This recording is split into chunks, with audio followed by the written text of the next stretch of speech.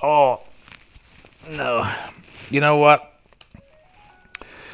Autumn can kiss my...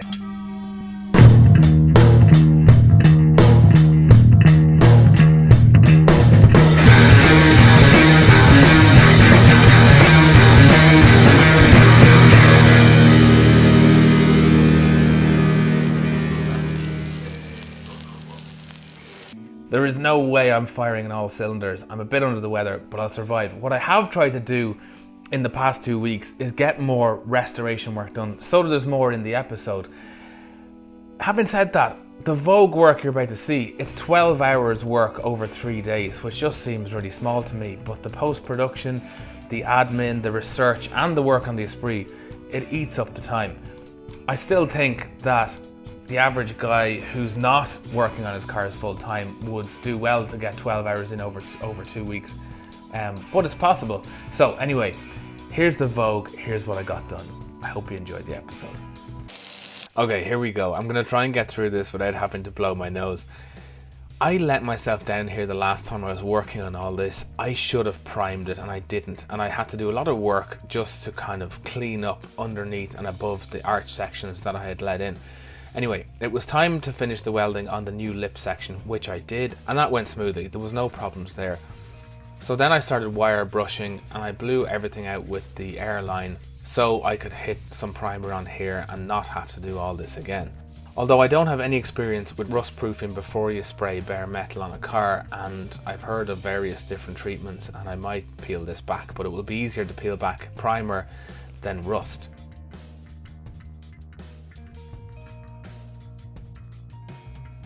Now everything's primed and the car is looking pretty well. The next thing to do was to fit up the outer section of the rear arch to see where we were at. So the section had to be plug welded, and I've left drilling the holes in because I wanted to talk to you about the drill press. I've had this little one for a few years. I think it cost about 120 euros. At this price and at this size, it's not a precision machine. The chuck spindle will have play in it and the bit will wander if you don't center punch a pilot hole first in whatever you're drilling. But it's fine for stuff like plug weld holes like this, where it doesn't really matter if the hole is a millimeter this way or that. So with that all drilled up, I was able to fit it up, and this again is another instance where there will be many test fittings to get it in the right place, taking reference from the other side of the car, taking measurements, and then making sure that we've got it right before we start welding.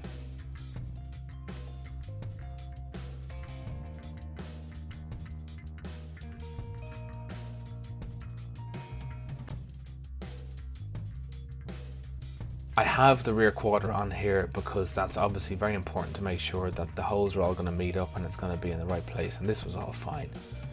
I didn't find this difficult at all.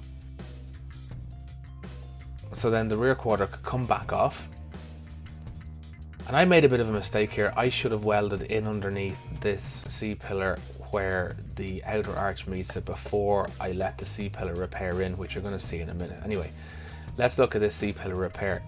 These are the pieces, the original piece from the near side and the template piece I made from a piece of scrap I took off the car. And I want to say that this piece of scrap, it's not from the car originally. It's thin, it seems to be stainless steel. It's coated in something very durable, this kind of drab green. And I think this is the siding from a caravan or the back of a pickup truck or something, which was used to plate up this car. Anyway, the next thing to do was to get the length of it overall. So I used a piece of cardboard to kind of template the length so I could transfer that onto the new steel.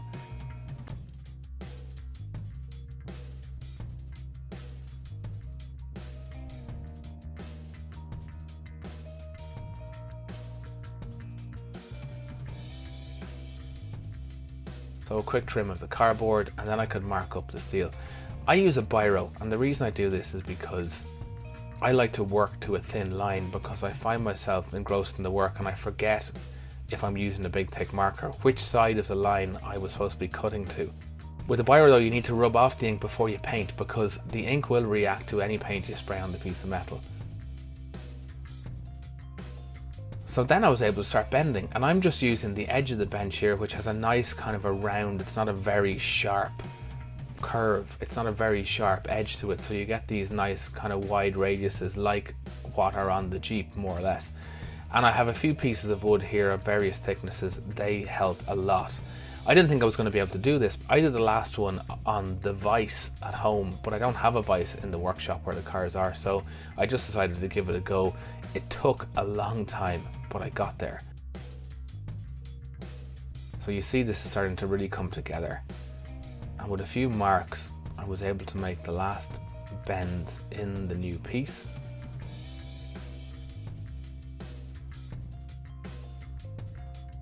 Oh, and of all the vice grips I've ever used, this needle nose one, I think it's a 9-inch vice grips. It is just so versatile. It will do everything. It's the one that I carry with me wherever I go in my toolbox if I'm traveling. So you see I've left plenty of meat here, and then I can start tentatively cutting it back until I can see over it, and then I can start marking a much more precise line to cut to, which I did.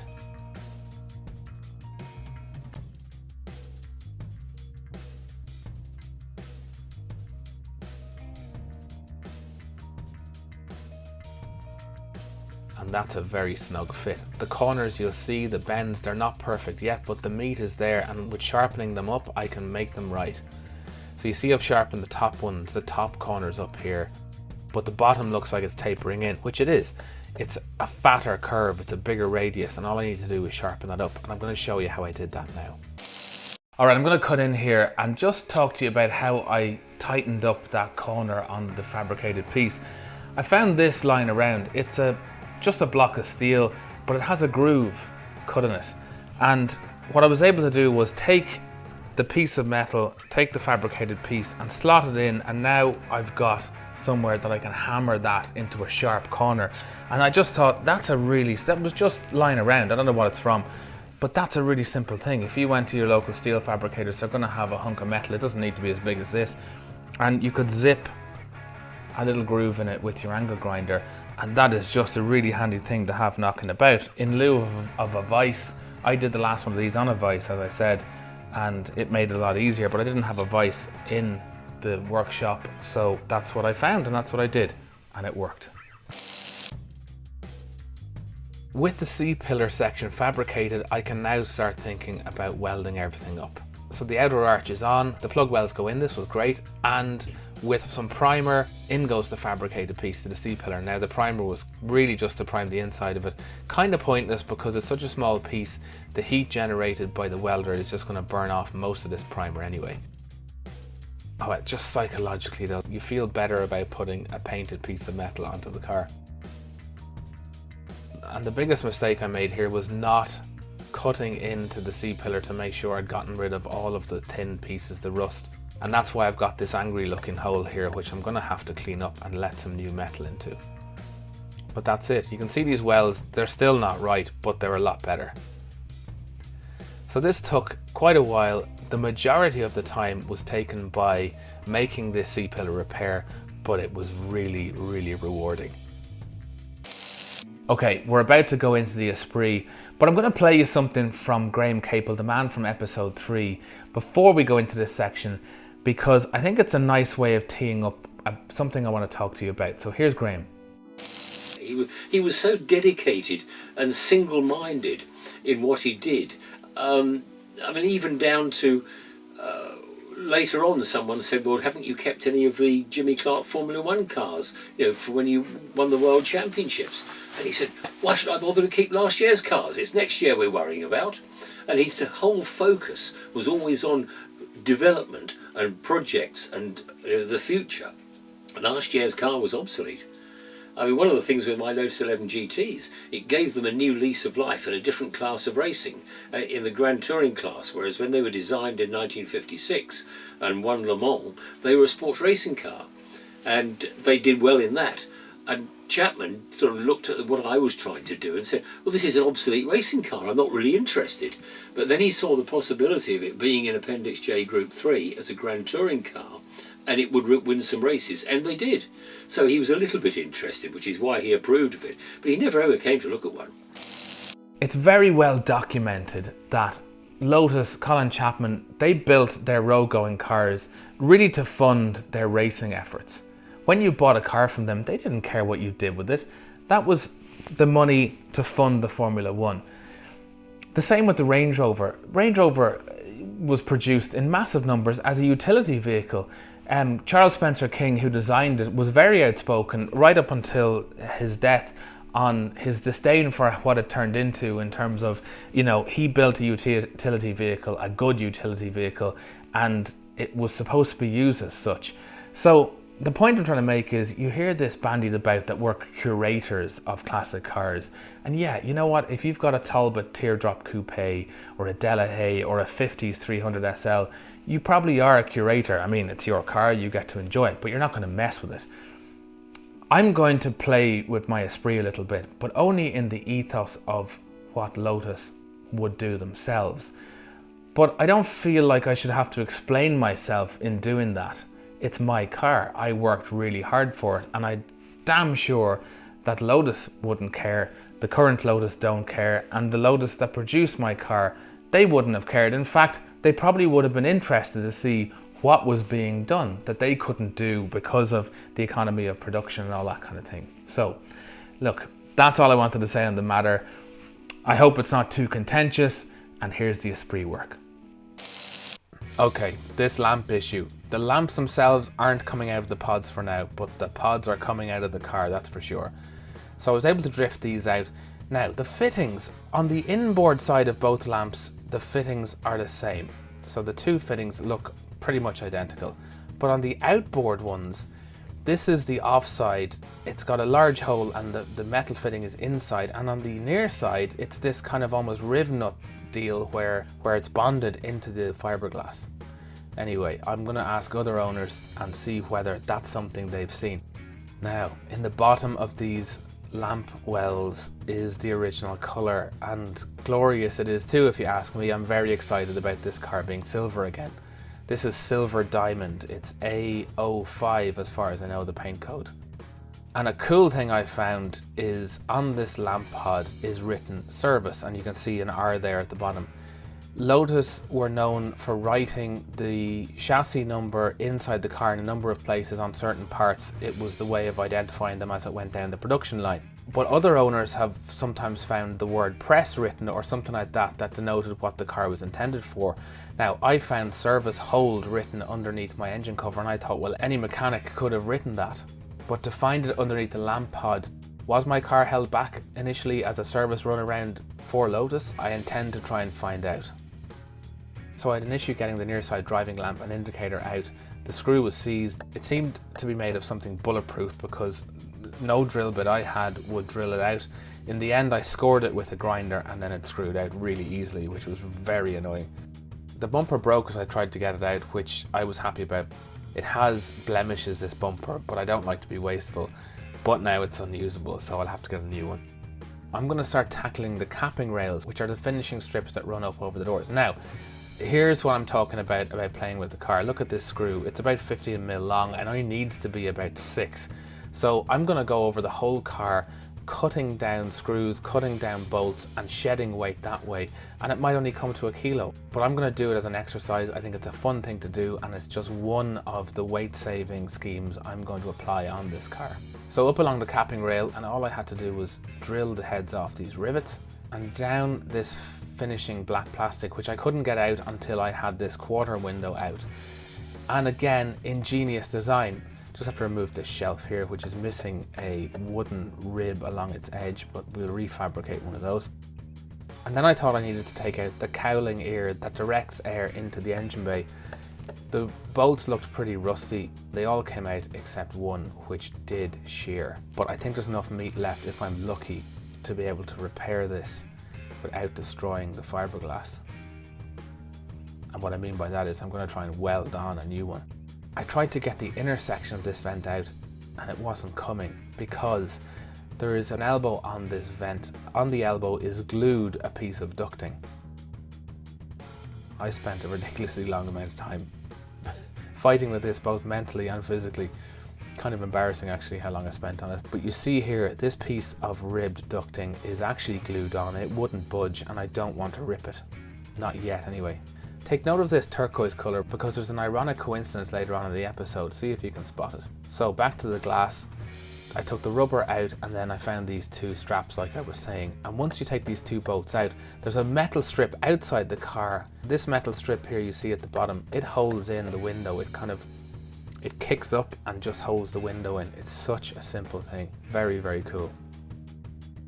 So then I could release the last of the rivets, and then this section that is just a strengthener and a finisher between the inner and outer quarter panel.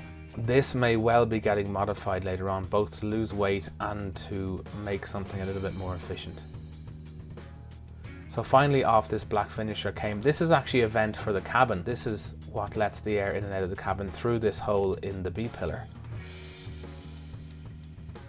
Again, really simple and really effective. So the last two rivets on the capping rail, and off that comes. It had been glued on, but it was a silicone based thing and it released very easily.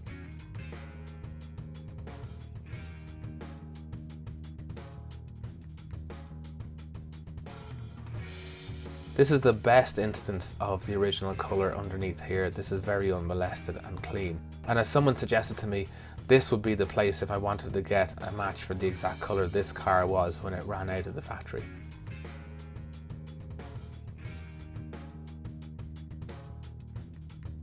You see here, this is the hinge for the engine cover. Now here's this strip that holds on the bottom of the window, off it goes.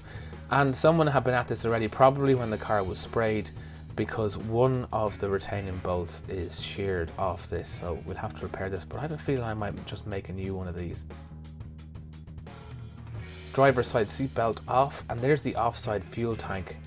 Who knows what condition it's in? I wouldn't hold much hope for it. There is fuel in this car and I'm sure it's full of moisture and rust. And in over this fuel tank, there is something missing on both sides. You see these two bolts here and you can see the mark on the carpet where there was something here. It must have been a shelf or a bracket, but it's missing on both sides of the car. And here's the seatbelt. There's a little cover missing on the seatbelt itself, but there are actually two covers that go over the whole seatbelt assembly in the engine bay that are also missing. So that's the Esprit for now. Hopefully I'm in better health and we'll pull the rest out for next episode. Before we go into the final feature, I want to send somebody a care kit from Valet Pro. And that person is Patrick Zajpinski from Chicago in the States. And here's what he said. I've wanted a Porsche since I can remember the picture of a red 930 hanging on my wall. The 944 is the only turbo I'll ever reasonably afford, and it's pretty much a full overhaul. I'd hit a summer lull in working with two small children and work demanding much of my time and energy. But just a few hours on weeknights is starting to make a big difference, and I look forward to carrying that through our long Chicago winter to a drivable spring. That's all I'm doing. I hope that's what you're doing. He's getting there. And look at his car. I think Patrick's car is in desperate need of a spit and polish. So Patrick, this kit's on its way to you. If you have a story like this going on with your car, this is really what it is for me. So please send it. I love to hear that stuff, and we'll try and get you a kit. Okay, time for the second half of the day I spent with Graham Capel, the gent from episode 3. And you know what? I was keeping this for a rainy day, and today is a load of rubbish. There was so much to cover with Graham that I couldn't put it all in episode 3. He spoke about flying Spitfires and Merlin engine cars, and we just had a lovely chat while we waited to go back to the airport for our own plane. When I was about 18 or 19, Jim Russell was running the racing drivers school up at Snetterton, and it was £60 for a course of one lesson a month. And so I took my office bonus and spent it on that. And I did the three winters when I was 17, 18 and 19, 18, 19 and 20 up at Jim Russell's. And then when I was 21 I started racing a road-going Triumph TR3 that I just didn't enjoy. And for 1962 I had a friend of mine, Bob White, and we decided we could afford to buy a Lotus 11 between us. And we bought one. And we raced it. When I was racing, he'd be mechanic, and when he was racing, I'd be mechanic for him. And I think our challenge that year was not to be last. We did achieve it a couple of times. Only a couple. We were very slow. Again, it was a road-going Lotus 11, and when I bought it back to make it into the GT 2 years later, we put a really hot Stage 5 engine in it then, and then it went well. That was my introduction to racing. It was great fun. 95, 96 if you were lucky. I mean, today's Coventry Climax engines of 1098 cc's are getting 120 brake horsepower, but you didn't have the metals in them weren't anywhere near the quality. The oils weren't the quality. The bearings weren't the quality they are nowadays. So from a 1100cc engine, very few people ever got over 100 brake horse. Very few. But that was quite enough. Chapman all grew up on small engines. I mean, he started off with Austin 7 Specials, then Ford side valve engines, and then Coventry Climax engines. So he was always in the 1100, 1250, 1500cc class, where it wasn't power that won you a race, it was road holding that won you the race, which is why he concentrated on suspension. Because with a small engine, he'd make his cars go that much faster than other people did. And I think the Esprit is probably the last, what I call, true Chapman car. Although I'm certain he would have liked the Elise. It's a modernised Lotus 7 as far as I'm concerned. My son had one, and I thought they were absolutely terrific. I like the shape, I like the road holding. I'm not quite certain I like the idea of the glued chassis when the glue product has a 15-year life maximum. Well, it's more than proved itself, I think, hasn't it? They're still glued together. It's a bit like Marcos cars when they built them out of wood. I mean, the laugh at scrutineering them is where you bring a spray can for woodworm. But no, I think the Esprit is the last really genuine Lotus. Although the tradition still carries on. The Evora is a lovely car, but it's more like a Porsche. I mean, a Lotus is all about driving. It really is. You're the pilot of it, and it's up to you to get the best out of the car. You position it to get it into a corner. You put the power on right, and you feel the car come round with you. That's what driving a Lotus is all about. It's the pleasure of driving. Now, you can go faster in many other cars, but if you like driving and make an art of driving, I think a Lotus is the car that will give you that pleasure. When I started racing again in 1976, I was at the inaugural Donington race meeting, and I was driving the Lotus Buick, that one up there, and I was third on the grid on the outside of the front row, and Chapman was invited to start the race. And before the race, he walked down and looked at the cars. He looked at my car. He says, "My God, is that still here?" And I was sitting in it about to race it. And he walked on. He went up to the rostrum, dropped the flag, and disappeared. Didn't watch the race, didn't stay or anything. The pressure he put himself under was unbelievable. In 1955, I guess it was, they once did 3 races in a weekend. One was at the Nürburgring, the second was at Brands Hatch, and the third was at Crystal Palace on a bank holiday weekend. And to get from Germany, having practiced on the Friday, raced on the Saturday, come back overnight, including welding up the wishbones and the De Dion tube whenever they broke, to get back to practice and race at Brands Hatch on the Sunday, and then go to Crystal Palace, okay, fairly near, and to race on the Monday. But the pressure he was putting everyone who was with him on that, because they would, in those days they didn't have a trailer. They'd drive the racing cars on the roads, and they'd have he had a Morris Minor at one stage, and then he had a Ford Zephyr, and that was the backup car, and Hazel, his wife, would drive that, or Graham Hill or someone, and that would sort of follow them and repair them whenever they found them broken down. I mean, it's a huge pressure way of life, but that's what he put himself under, and everyone who worked for him. I mean, Mike Costin recalls one great thing, that he went to bed at about 3 o'clock in the morning and said to his wife Rhoda, "What pills do I take? Is it the sleeping or waking pills today?"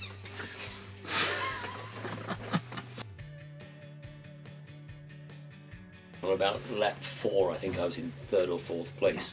Selecting 5th, you could get wheel spin at something like 120.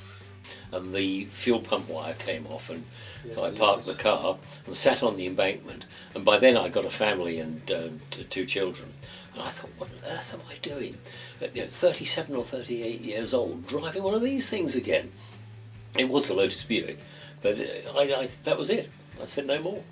And funnily enough, even when Neil Twyman rebuilt the Lotus 11 GT, the bread van, for Goodwood 2 years ago now, and they finished second in the Tourist Trophy race, they asked me if I'd like to test it, and I wouldn't even sit in it.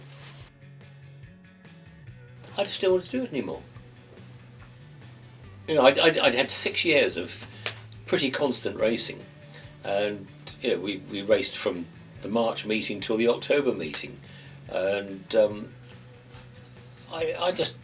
that's a part of my life that's now finished. I then went flying after that, and then I went water skiing, teaching girls to water ski, and I don't need to do those anymore. That was terrific, that was. Well, I had a great friend of mine, Paul Jameson, who used to build Merlin engines, Rolls-Royce Merlin engines, just up the road here. And I used to help him a lot, and we built 3 Merlin engine cars. The first one was the infamous one that John Dodd had. Have you ever heard about John Dodd? No. He made such a mess of it all that eventually Rolls-Royce went to the High Courts, and he got fined about £20,000 for having a Rolls-Royce grill on it. And he said, well, it was a Rolls-Royce Merlin engine, but the car was one we built, unfortunately. There was nothing Rolls-Royce about it at all. It was largely Austin Westminster. We then built the second one, which is still in the Guinness Book of Records as the world's most powerful private car. He owns a Rolls-Royce engine, Merlin engine car, but not one of ours. The second one we built was, we had the Merlin engine reversed in. It was the two-speed, two-stage supercharged one that developed 1,760 horsepower. We drove that through. We had a transfer gearbox coming off the propeller end of the engine, turned round in the chassis, directly through a transfer gearbox straight into the forward of the rear axles. And we had another one coming off the top end of the transfer gearbox, going to the down and then a step down into the rear of the rear axles. So we had 2 rear axles on this thing, both under drive, because we figured if we could split the 1,760 horsepower into 2, an Austin Westminster axle should take it, and it did. And the car is in a museum in Holland at the moment. I drove it at Brighton Speed Trials in about 1980 something, and with a terminal speed of 145 miles an hour. It was brilliant, absolutely super. And then we built another one after that, using a Rolls-Royce 1936 Rolls-Royce Phantom 3 chassis, and that was just a conventional unsupercharged Merlin. We built a lovely varnished boat tail body for it as well, and that went to America. So Paul and I built 3 of them. Well, they were great fun, so I like Merlin engines. We had hundreds of them. Paul in particular, used to scour the world for Merlin spares. And Jersey Aviation was one place where there was always a lot. We bought crated pistons, camshafts, cam followers, exhausts from the Indian Air Force. We bought a whole load of stuff from the Israelis who had Spitfires after the war, and lots of those ended up in kids' car parks. And the aircraft did, and a friend of ours, Rob's Lamplow, brought them back, and they're all restored and flying now. But Paul would buy the spares because we built engines. We didn't build aircraft, we just built engines. For 4 or 5 years, the historic RAF historic flight Lancaster, the starboard outer, was one of ours. So I like Merlins. There's a sound of a Merlin that is just so distinctive. I mean, a single one, 4 of them together, you get a resonating pitch, but one at a time, they're just great. No, that was the highlight of the last 10 years, flying that. And the funny thing is, I've flown lots of other aircraft, and it was the tightest aircraft I've ever flown in the sky. It didn't wander about at all. It was absolutely solid to fly. A bit like a Lotus in a way, I guess. It was just a precision I mean, normally you expect the wings to be flapping around a bit and it moving up and down. This thing just went straight. Went wherever you pointed. Beautiful thing. But to fly a Spitfire for my 75th birthday was absolutely terrific. It really was. We took off from Biggin Hill as well. Yeah. And I remember flying out over Sevenoaks. And the guy, I'm an ex-pilot, so the guy who was flying it said, you can fly it. So I'm flying it out over Sevenoaks towards the south coast. I remember thinking, I wonder how many young men in their early 20s did this and never came back. And then he said, well, turn 360 north. So I started flying the thing up to the Thames estuary. And just as we got to the Thames estuary, he said, I have control. And he got hold of the controls and we're into a roll and then a loop and goodness knows what else. And it was absolutely terrific, it really was. But he didn't let me fly that bit. Tell you what, dear, I wouldn't have, you could pass for 10 years younger. No. Keep taking the tablets. You or me? No, me. What a guy. I had so much fun with Graham Capel. Now, he gave me a JPS embroidered gilet when I was leaving his house, and I thought a cool thing to do to try and give something back to my patrons is give it to one of them, but with a little twist. Annalisa has unfortunately gone back to Italy, so we won't see her for a while, but she is linked to my plans for the Esprit, so hopefully we will see her again. But over the course of her sections in the series, I gave her 3 motoring books. And I thought the first of my patrons who can name all 3 of them or get even close, because I know this is a tough one, I'll send you the gilet. There's a little JPS keyring there as well.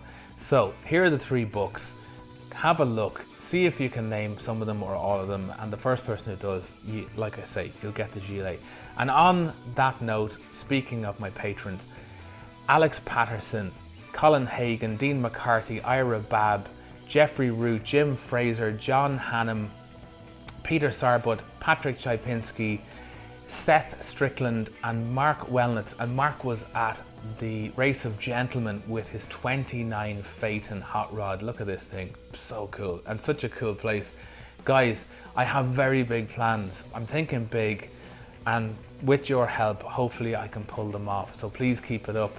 Not least something like going to cover the Race of Gentlemen, but I've got bigger things than that too. So thank you so much.